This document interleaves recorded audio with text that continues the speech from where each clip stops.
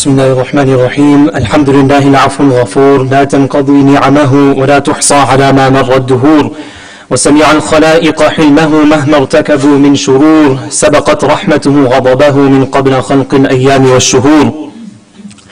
يتوب على من تاب ويغفر لمن أناب ويجبر المكسور. نحمده تبارك وتعالى حمد القانع الشكور، ونعوذ بنور وجهه الكريم من الكفر والفجور، ونسأله السلامة مما يورث الملامة أو النفور، ونرجوه العصمة فيما بقي من أعمالنا، وأن ينور قلوبنا والقبور. اللهم صل وسلم وبارك على نبينا بدر البدور، وعلى الصحب والآل ومن تبع وقيا بحبهم كل الشرور. أما بعد، وعن أبي هريرة رضي الله عنه أن رسول الله صلى الله عليه وسلم أتى المقبرة فقال: السلام عليكم دار قوم مؤمنين، وإنا إن شاء الله بكم لاحقون. وددت أنا قد رأينا إخواننا. قالوا: أولسنا إخوانك يا رسول الله؟ قال: أنتم أصحابي وإخواننا الذين لم يأتوا بعد. بسم الله الرحمن الرحيم. In a beautiful hadith narrated by Imam Muslim from Abu Hurairah radiallahu anhu, wherein he says Nabi sallallahu alayhi wa sallam came to a graveyard. أتى المقبرة فقال, and he said, السلام عليكم دار قوم مؤمنين. Peace be upon you, the abode or the house of the believers. وَإِنَّا إِنْ شَاءَ اللَّهُ بِكُمْ لَاحِقُونَ. And we will soon, God willing, be with you. Meaning, maut is an inevitable end. And he says, وَدِدْتُ أَنَّا قَدْ رَأَيْنَا إِخْوَانَنَا. I wish we had seen our brethren, our brothers who are to come. The companions, they said, قالوا أولسنا إخوانك يا رسول الله. Are we not your brothers يا رسول الله? Are we not here for you? And Nabi sallallahu alayhi wa sallam says, قال أنتم أصحابي. You are my companions, my ashab. وإخواننا, our brothers are those لم يأتوا بعد, are those who have not come yet, as of yet. In this month of Rabi'ul Awwal, the month of the birth of the Prophet, the month of the demise of the Prophet sallallahu alayhi wa sallam, the best way to come to loving Nabi sallallahu alayhi wa sallam, the best sort of love we can show that to Allah, that we have love for Nabi sallallahu alayhi wa sallam, is emulation of Nabi sallallahu alayhi wa sallam, following his sunan, following the sunnahs. That shows true love that is roaring inside of us for Nabi sallallahu alayhi wa sallam. And first things first, it's a two-way street. What do I mean by that? A lot of the time in today's world, sadly, when we're infatuated by a celebrity or a figure, that love is only one way. Only the person who loves him loves him. That celebrity or top-tier figure doesn't even know the person who loves him. Yet Nabi sallallahu alayhi wa sallam 1400 years ago, what is he worried about? قَالَ أَنْتُمْ أَصْحَابِي وَإِخْوَانُنَا الَّذِينَ لَمْ يَأْتُوا بَعْدِ. My brothers are those who have not yet come. And he's worried about them till his last breath. Ummati, ummati, ummati. He's worried about us. That is a two-way street of love, true love. Nabi sallallahu alayhi wa sallam has done everything from A to Z for us. And such was the extent of his concern that Allah Ta'ala highlights this in the Quran, wherein he says, أعوذ بالله من الشيطان الرجيم لقد جاءكم رسول من أنفسكم عزيز عليه ما عنتم حريص عليكم بالمؤمنين رؤوف رحيم. Surely a messenger, a Rasul has come to you from amongst you, min anfusikum, azizun alayhi ma anittum, who feels it very hard on him if you face a hardship, who is very anxious for your welfare, for your well-being, azizun alayhi ma anittum, harisun alaykum, and bil mu'minina ra'ufur rahim. And for the believers, he is very kind, very merciful. And Allah Ta'ala highlights it again, النَّبِيُّ أَوْلَى بِالْمُؤْمِنِينَ مِنْ أَنفُسِهِمْ وَأَزْوَاجُهُ أُمَّهَاتُهُمْ. He says, the messenger, النَّبِيُّ أَوْلَى, precedes, the messenger is closer to the believers than their own selves. The Muslim's life, the Muslim's mindset should be that I value Nabi sallallahu alayhi wa sallam's life way more than mine. And that's demonstrated by the first two martyrs of Islam, the first two shuhada, shaheeds, who were Sumayyah and Yasir. Sumayyah bint Khayyat and her husband Yasir, Yasir, radiyallahu anhuma. When they were persecuted by the Quraysh for accepting Islam, the first two martyrs to be slain in the name of Islam, shown unwavering faith in Allah, an unwavering dedication and love to Nabi sallallahu alayhi wa sallam. They were Yasir and Sumayyah radiyallahu anhuma. And they were slain in cold blood. For who? For Nabi sallallahu alayhi wa sallam. The gauge of love, Nabi sallallahu alayhi wa sallam says in a hadith of Tirmidhi, من أحب سنتي فقد أحبني ومن أحبني كان معي في الجنة. This profound hadith explains three things. Well, the translation first, من أحبني من أحب سنتي فقد أحبني. The person who loves my sunnah, the person who's behind my sunnah, he's following it, he's emulating it in any way he can, فقد أحبني, and he has surely loved me. وَمَنْ أَحَبَّنِي, and who has loved me, كَانَ مَعِي فِي الْجَنَّةِ, he will be with me in Jannah. Nabi sallallahu alayhi wa sallam is guaranteeing you that. What else does that guarantee? His shafa'ah, his intercession on the Day of Judgment. The hadith shows, number one should not only be following the sunnah, rather the words in the hadith are, مَنْ أَحَبَّ سُنَّتِي, the one who loves my sunnah. Number two, loving the sunnah, that is the meter, that's the gauge of how much true love we have for Rasulullah sallallahu alayhi wa sallam. And number three, وَمَنْ أَحَبَّنِي كَانَ مَعِي فِي الْجَنَّةِ. Love for Rasulullah sallallahu alayhi wa sallam is the means of enjoying the esteemed and blessed company of Nabi sallallahu alayhi wa sallam in Jannah. Over here there's a very profound point. How do we love Nabi sallallahu alayhi wa sallam, a person, a figure who we've never seen, we've only heard about? Well, there's two types of love. There is al-hub al-tabi'i and al-hub al-aqli. There's a natural love. Imagine a garden where flowers bloom effortlessly under the sunlight and rain. They're naturally cultivated, their growth innate and spontaneous. Similarly, al-hub al-tabi'i is like a natural garden of emotions within us. Who is this love we have for?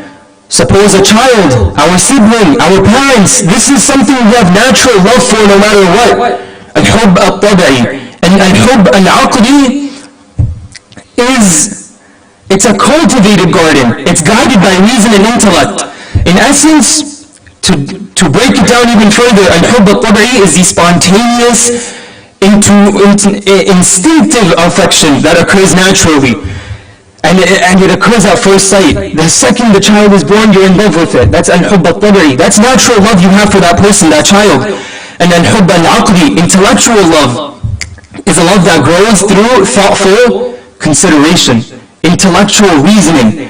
Right? At first, everyone has al-hub al-aqli for Nabi sallallahu alayhi wa sallam. Everyone starts off with al-hub al-aqli. We've been taught we have to love Nabi sallallahu alayhi wa sallam, and that is why we love him.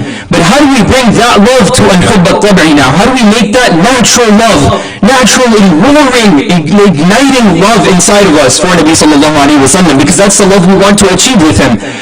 And the path to that is seerah, by studying his seerah. There's nothing better than to do that in this month. Studying the seerah thoroughly, just reading about his sacrifices is enough to move a person towards natural love for him. Just one seerah book, and there are many available. Salawat. Salawat is one of the best ways to gain proximity and hub of Nabi sallallahu alayhi wa sallam. Imam Ibn al-Qayyim mentions there more than 40 fada'il of just salawat, benefits of doing salawat. We'll mention a few. You're following the command of Allah. Allah Ta'ala says to do it. It's in conformity with Allah Ta'ala sending blessings upon him. You're in conformity with the angels sending blessings upon Nabi sallallahu alayhi wa sallam. And this is highlighted in the ayah, إِنَّ اللَّهَ وَمَلَائِكَتَهُ يُصَلُّونَ عَلَى النَّبِيِّ. Allah and the angels, subhanahu wa ta'ala, and the angels are all doing some type of salawat. It's different for Allah, it's different for the angels, and it's different for us. When we do salawat, it's sallallahu alayhi wa sallam. We're sending salutations on Nabi sallallahu alayhi wa sallam. But at the same time, we're in conformity with an action that the angels are doing. And there's nothing greater than that, subhanallah. For every salawat we send, for every salat we send to Nabi sallallahu alayhi wa sallam, we get 10 rewards back. That's number 4 already. Number 5, 10 levels are raised for the servant who is doing those salawat. Number 6, 10 good deeds, hasanat are written for the abd. Number 8, dua is accepted when preceded with salawat. If we begin our dua and end our dua with salawat, there's a very high chance it will be accepted. Number 10, the list goes on and on. It's a means of forgiveness of sins. Number 11, Allah Ta'ala will suffice the servant in this dunya and the akhirah. And the list continuously goes on. Nabi sallallahu alayhi wa sallam is our role model. And when we love someone or we love something, we see that that person's actions, their words, their statements, their character starts to mold within us. And when we truly love Nabi sallallahu alayhi wa sallam, we'll see that we have a desire to study what his actions were. We have a desire not only to see what the sunan al-huda were, the important sunnahs, we also have a desire to see what the sunan al-zawaid were. The extra sunnahs, the sunnahs were which foods Nabi sallallahu alayhi wa sallam would prefer, which foods would we abstain from. It's that love will get to that point, and that's the goal, insha'Allah ta'ala. It comes with a little price though, following the sunnah of Nabi sallallahu alayhi wa sallam. Now if something went on the market that was all-inclusive, it was the perfect product, it would probably sell out very, very fast on the market. But the sunnah has been the perfect product for the past 1400 years, yet it hasn't taken off as well as some other products might. Why? Because it comes with a small price. And what is that small price? Sacrificing the nafs, putting the nafs down, putting the nafs away. And that's a very meager price, but it's a very tough price. Subhanallah. There is a little acronym. What is the nafs a part of? In Urdu, there's a word for enemy. It's dushman. Right? The words are dal, sheen, meen, and noon. And someone they made an acronym for this, one of the scholars in the past. It's a very interesting acronym. They said this word dushman includes everything that can harm your nafs, that can harm your iman, that can create a dislikening within you from the sunnah, for iman itself. And he says dal stands for the dunya. Right? The more we engross ourselves into the dunya, the more we're pulled away from deen. The sheen in dushman stands for shaitan. Shaitan is always trying his best to pull us away. The meen, dushman, the meme stands for mal, wealth. Wealth can be a means of destruction. It's a means of test for sure, and it can be a means of destruction for a person as well. And there's another word with meme as well, mahon, environment. The environment, the company of a person can truly affect what sort of person he becomes. The akhlaq he encapsulates within himself. The noon at the end of the word stands for nafs. That's the nafs is what is being fueled by dunya, by shaitan, by the mal, by the mahul, by the environment. Every one of these things is fueling what? The nafs. And the nafs is what drags us down. The nafs is what we need to battle. The nafs is what we need to fight. That's what's preventing us from truly achieving al-hub al-tabari for Nabi sallallahu alayhi wa sallam. Let's talk about some embodiments of love, where we see some Salaf al-Salihin, the pious predecessors, the Tabi'een, and the Sahaba, embodying this al-Hubb al-Tab'i, putting themselves before anything for the life of Rasulullah sallallahu alayhi wa sallam, for his sunnah, to defend Islam. Subhanallah. In the 6th year after Hijrah, Uthman radiallahu anhu was sent by Nabi sallallahu alayhi wa sallam as an ambassador to the Quraysh. When he arrived there, Uthman radiallahu anhu's cousin was there, Aban. And he looked at Uthman radiallahu anhu. Mind you, this is a very diplomatic setting. It's a very diplomatic scenario. When we go into these sort of environments, we want to look our best. We want to emulate them. We want to look like them. We want to look presentable to them. So Uthman radiallahu anhu goes, and his lower garment was above his ankles.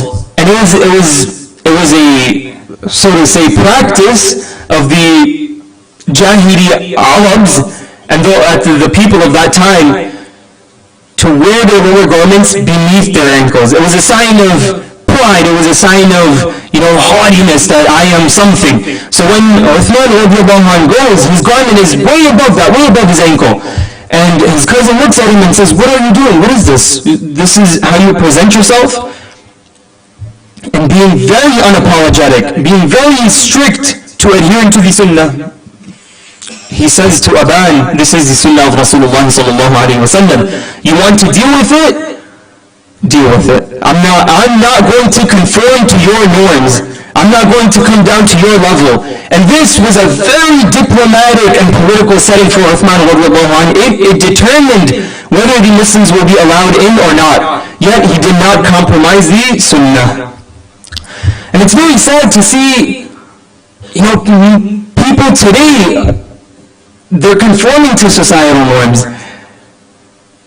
When children talk about coming closer to deen, or wearing the hijab, or donning the niqab, or something of that sort, or someone wants to study deen, then it's almost looked down in a negative light. Remember, the sacrifices for Allah go a very long way. What you sacrifice for deen, Allah will give you back in this dunya multiple fold. Insha'Allah.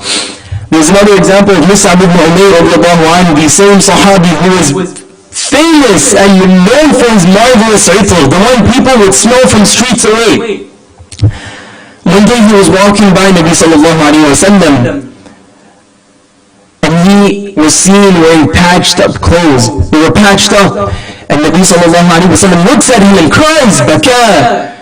For what? For the ni'mah he was in yesterday. It's to say before he accepted Islam, he was in a lot of blessings. He was in a lot of ni'mah. He was blessed. But when he accepted Islam, all of that wealth was taken away from him. Why? For the mere acceptance of Islam. SubhanAllah. There are some beautiful, beautiful examples, and we'll end off with that. Dawood ibn Abi Hind, a beautiful, beautiful muhaddith, a scholar of hadith, he fasted for 40 years without anyone finding out. Not even his own household. Now you might be wondering, what about his spouse? Did his spouse not know? What about the food that was being made in the house? Well, because he was a muhaddith, a scholar of hadith, that food that was being made in the house, he would bring it to his gatherings and he would serve his students. And even his own students did not know that Imam Dawood ibn Abi Hind was fasting for more than 40 years. SubhanAllah. Bishr ibn Mufaddal, another muhaddith, a scholar of hadith, he would pray 400 raka'at of nawafil every single day. That's unimaginable. We can't perceive that number. 400 raka'at of nawafil. That is barakah in time. That's truly barakah in time. And when someone truly loves Nabi sallallahu alayhi wa sallam, they're truly dedicated to be in this dunya for the sake of Allah, that's when you achieve that sort of barakah. Yazid ibn Suhaib, he would pray a lot. And when he passed away, someone saw him in a dream. This person would pray a lot. And when he passed away, someone saw him in a dream and asked him, what happened to you? What happened to you after you passed away? And the statement he said brings tears to the eyes. He said, أَدْخَلَنِي رَبِّي الْجَنَّةِ بِكَثْرَةِ صَلَاتِي. He said, my Lord entered me into Jannah due to the mere fact of the abundance of prayer. SubhanAllah. And we'll end off with the last statement. Hamad ibn Salamah, another scholar of hadith, لو قيل له إنك تموت غدا لم يقدر أن يزيد من عمله شيئا. If it was said to him, you will die tomorrow, you will pass away tomorrow, he said, I would not be able to increase in any more than I already do. SubhanAllah. May Allah Ta'ala allow us to achieve such a level where we're that comfortable with facing death in less than 24 hours.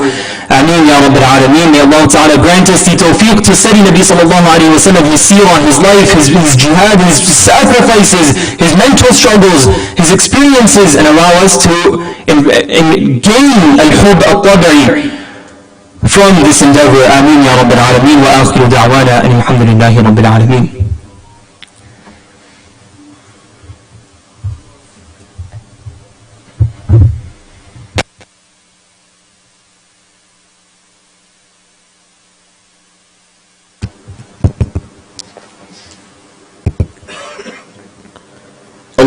أكبر الله أكبر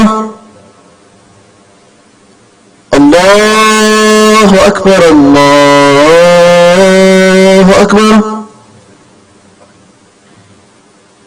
أشهد أن لا إله إلا الله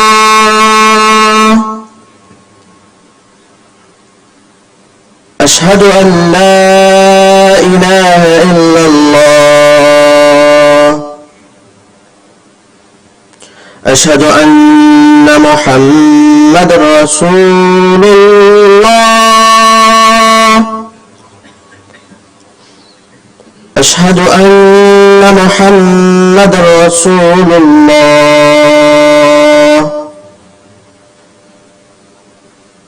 حي على الصلاة حي على الصلاة حي على الفلاح حي على الفلاح الله أكبر الله أكبر لا إله إلا الله.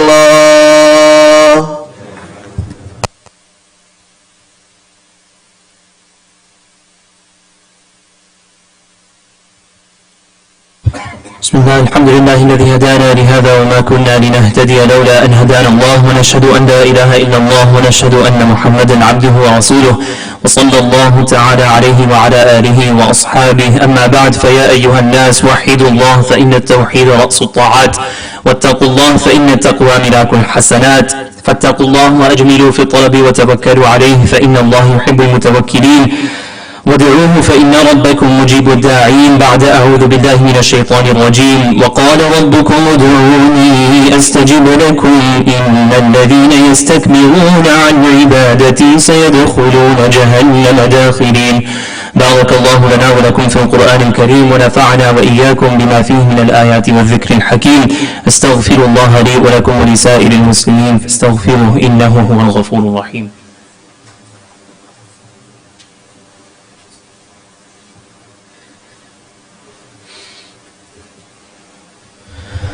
الحمد لله نحمده ونستعينه ونستغفره ونؤمن به ونتوكل عليه من يهده الله فلا مضل له ومن يضلله فلا هادي له ونشهد أن لا إله إلا الله ونشهد أن محمدا عبده ورسوله أما بعد إن الله وملائكته يصلون على النبي يا أيها الذين آمنوا صلوا عليه وسلموا تسليما يا أيها الذين آمنوا صلوا عليه وسلموا تسليما اللهم صل على محمد بعدد من صلى وصام اللهم صل على محمد بعدد من قعد مقام وصل على جميع الأنبياء والمرسلين وعلى ملائكته المقربين وعلى عباد الله الصالحين برحمتك يا أرحم الراحمين.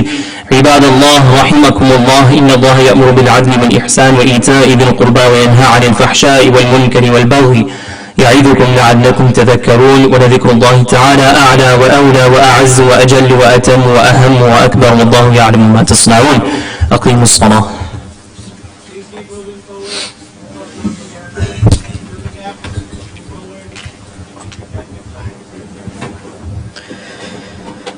الله أكبر الله أكبر الله أكبر الله أكبر أشهد أن لا إله إلا الله أشهد أن لا إله إلا الله أشهد أن محمدا رسول الله أشهد أن محمدا رسول الله حي على الصلاة حي على الصلاة حي على الفلاح حي على الفلاح قد قامت الصلاة قد قامت الصلاة الله أكبر الله أكبر لا إله إلا الله.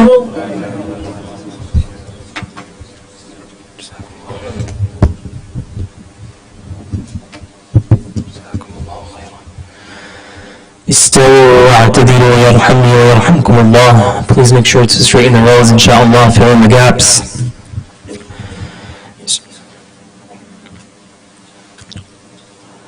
Allahu Akbar.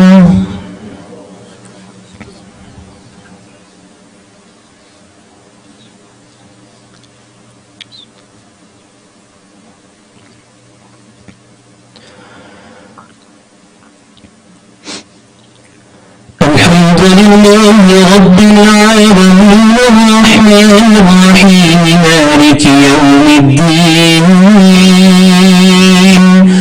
إياك نعبد وإياك نستعين اهدنا الصراط المستقيم صراط الذين أنعمت عليهم غير المغضوب عليهم ولا الضالين.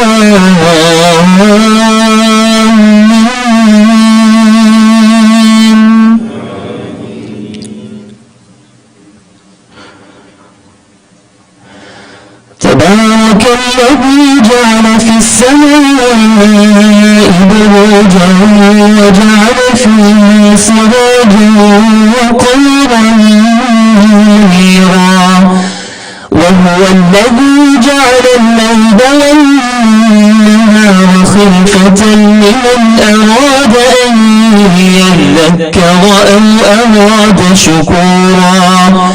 وعباد الرحمن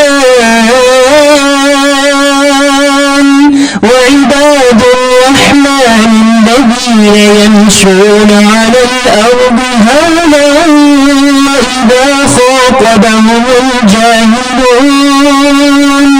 وإذا خاطبهم الجاهلون قالوا سلاما.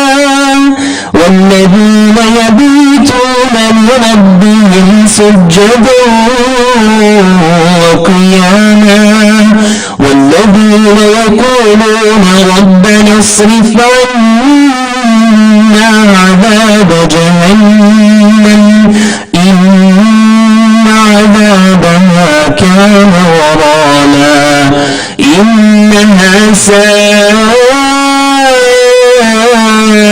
مستقرا ومقاما إنها ساءت مستقرا ومقاما. الله أكبر.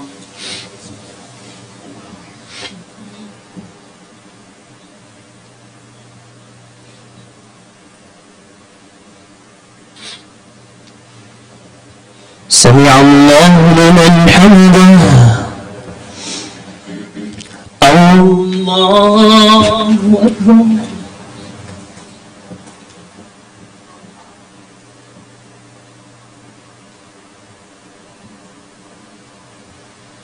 الله أكبر.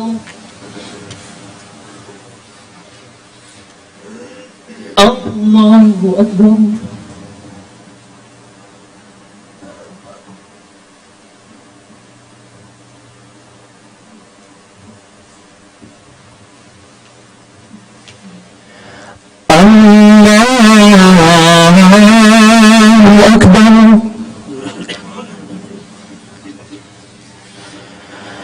الحمد لله رب العالمين الرحمن الرحيم مالك يوم الدين إياك نعبد وإياك نستعين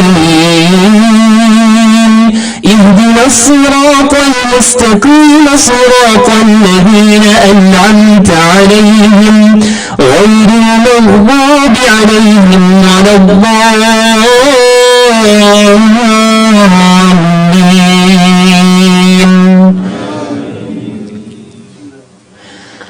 والذين إذا أنفقوا لم يسرفوا ولم يقتروا وكان بين ذلك قواما والذين لا يدعون مع الله إلها آخر ولا يقتلون النفس التي حرم الله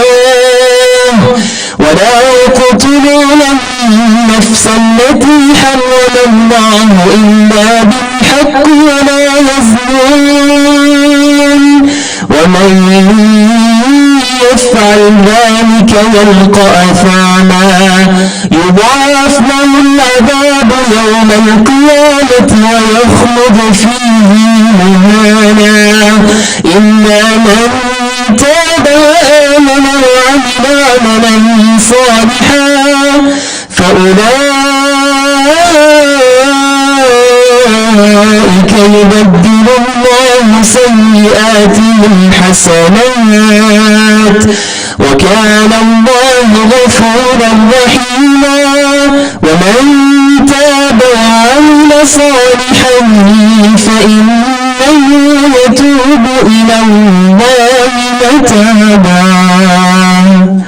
الله أكبر.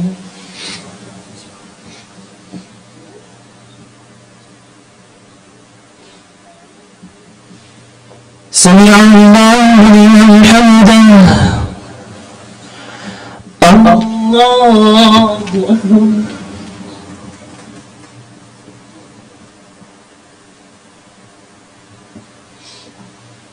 الله أكبر. الله أكبر.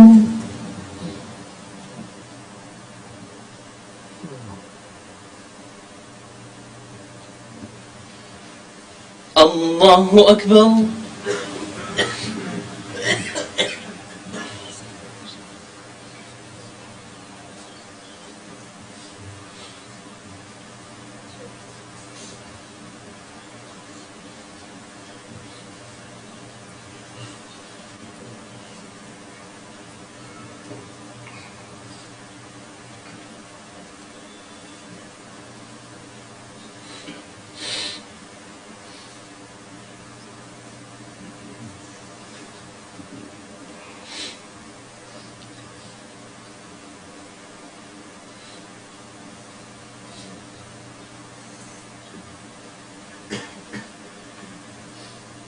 السلام عليكم ورحمة الله. السلام عليكم ورحمة الله.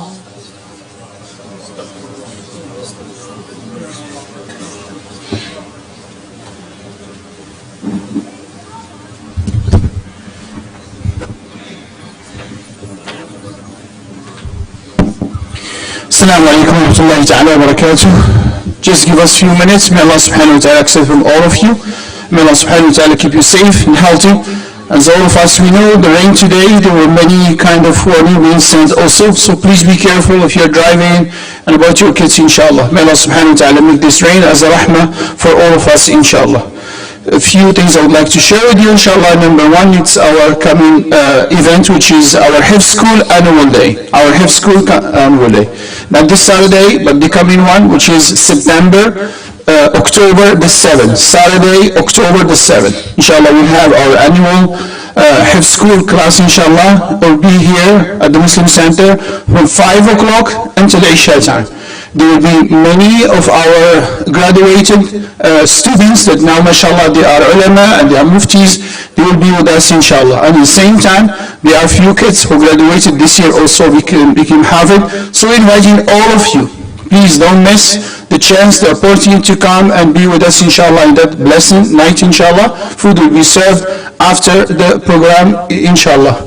Our Sunday school is still going on, and again encouraging all of you, come and join, inshallah. May Allah subhanahu wa ta'ala make it easy for you. Bring your kids to learn about Islam, about the basic of Islam, to be involved with Islam, inshallah.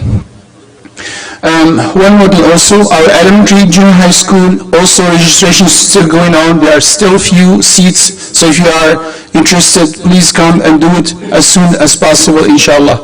Probably some of you already realize, and especially those who prayed in the 3rd floor, the leakage is everywhere, almost in this masjid.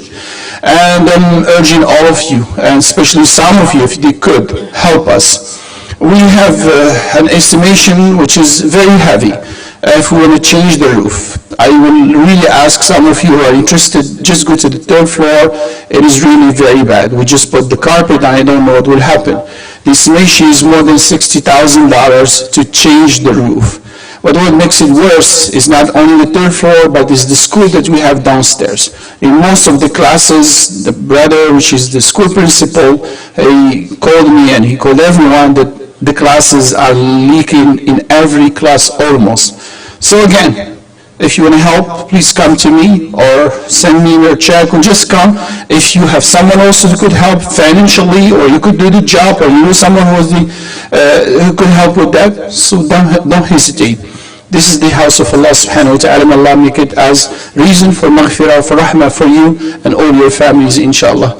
Many brothers and many sisters requesting dua. But before that also, last 2 weeks we were raising funds for Morocco and Libya. And myself, I went last Saturday for a fundraising. And subhanAllah, it was a matter of less than 1 hour.